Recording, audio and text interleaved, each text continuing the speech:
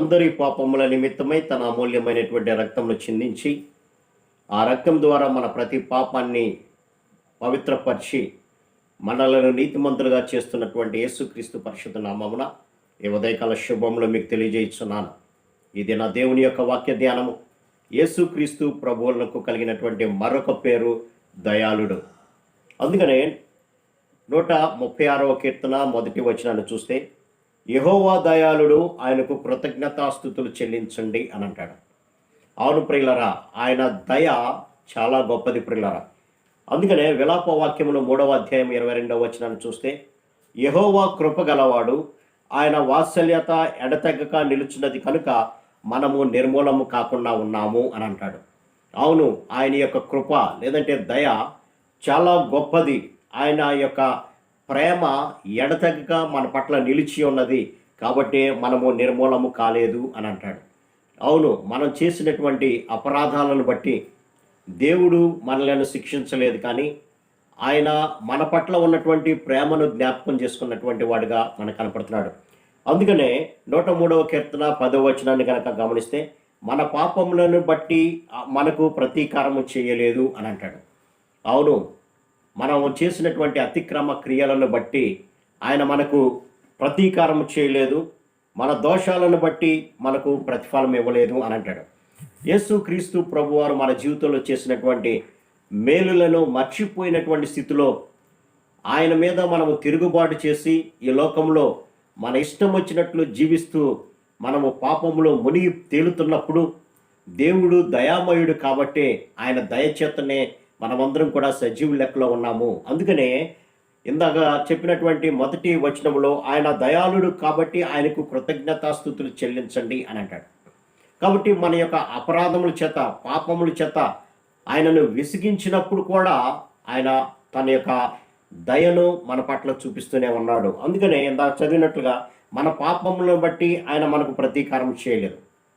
సహజంగా వేరే వాళ్ళైతే మనం చేస్తున్నటువంటి దోషక్రియలు, మనం చేస్తున్నటువంటి తిరుగుబాటును బట్టి మనకు ప్రతిఫలం ఇచ్చేటువంటి వారు, అనగా మనము ఈ పాటికి మరణమై ఉండేటువంటి వారమే. కానీ దేవుడు దయాళుడు కాబట్టి తన యొక్క ప్రేమను మన పట్ల ఆయన జ్ఞాపకం చేసుకున్నాడు కాబట్టి మన దోషాలను బట్టి ఆయన మనకు ప్రతిఫలం ఇవ్వలేదు ప్రియులారా. అందుకనే ఈ 13వ వచనాన్ని కూడా మనం గమనిస్తే, తండ్రి తన కుమారుల పట్ల జాలి పడినట్లుగా అని అంటాడు. తన యొక్క కుమారుడు ఏదన్నా తప్పు చేస్తే లేదంటే వ్యతిరేకంగా ప్రవర్తిస్తే తండ్రి జాలిపడి అతని పట్ల తన యొక్క కనికరాన్ని చూపుతాడే కానీ అతనిని శిక్షించడు ప్రియులారా. అలాగే ఇక్కడ కూడా జాలిపడి ఆయన పడమటికి తూర్పు ఎంత ఎడమగా ఉన్నదో మనం చేసినటువంటి అతిక్రమ క్రియలను మన నుంచి అంత దూరపరచడానికి ప్రభు అయినటువంటి యేసుక్రీస్తు ఈ లోకానికి నరావతారిగా వచ్చారు ప్రియులారా. ఆయన రక్తాన్ని చిందించినది మన యొక్క ప్రతి పాపము మన నుంచి తీసివేయాలని, పడమటికి తూర్పు ఎంత దూరంగా ఉంటుందో అంత దూరంలో మన యొక్క అతిక్రమాలని కూడా పారవేయాలనేటువంటి ఆలోచనతోనే ప్రభు అయినటువంటి యేసుక్రీస్తు ఈ లోకానికి వచ్చారు. కాబట్టి ఆయన వచ్చినటువంటి విధానాన్ని మనం జ్ఞాపకం చేసుకొని, ఆయన ఎంత దయగలిగిన వాడో మన జీవితాల్లో ఒకసారి జ్ఞాపకం చేసుకొని ఆయన పట్ల కృతజ్ఞతా భావం కలిగి ఈ లోకంలో జీవించాలని ప్రభు సెలవిస్తున్నాడు ప్రియులారా. కాబట్టి ఆయన దయను మనం జ్ఞాపకం చేసుకోవాలి, ఆయన కృపను మన పట్ల జ్ఞాపకం చేసుకోవాలి. ఎటువంటి దయ ఆయన చూపిస్తున్నాడు అంటే, కల్వరి సిలువలో తన యొక్క చివరి రక్తపు బొట్టు వరకు మన కొరకు ఆయన కార్చినటువంటి విధానాన్ని మనం జ్ఞాపకం చేసుకోవాలి ప్రియులారా.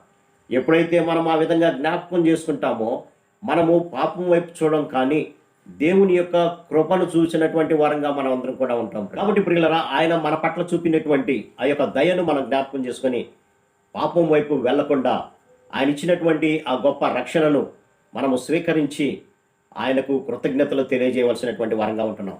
కానీ మనం ఇంకాను ఆయన పట్ల తిరుగుబాటు చేస్తూనే ఉన్నాం. ఆయన యొక్క దీర్ఘశాంతాన్ని, ఆయన యొక్క కృపను, ఆయన యొక్క దయను మనము నిర్లక్ష్యం చేసి మనం ఇంకనూ పాపంలో జీవిస్తూ ఉంటే ఆయన వచ్చేటువంటి రెండవ రాకడలో మనం ఆయన ఉగ్రతను చూడాల్సి వస్తుంది పిల్లలు. కాబట్టి ఆయన దీర్ఘశాంతాన్ని, ఆయన యొక్క కృపను మనం నిర్లక్ష్యం చేయకుండా, మన యొక్క హృదయాన్ని కఠినపరచుకోకుండా దేవుని వైపు చూద్దాం. తద్వారా ఆయన ఇచ్చినటువంటి గొప్ప రక్షణను మన హృదయాల్లో స్వీకరించి ప్రతి పాప నుంచి విడుదల పొంది నూతనమైనటువంటి శక్తితో ఆయనను వెంబడిద్దాం. అట్టి కృపా పరిశుద్ధాత్మ దేవుడు మనందరికి దయచేయను గాక. ఆమె ప్రార్థన. సర్వశక్తుడా ప్రేమ గల మా తండ్రి, మీరు చూపినటువంటి ఆ యొక్క దయ చాలా గొప్పది ప్రభా.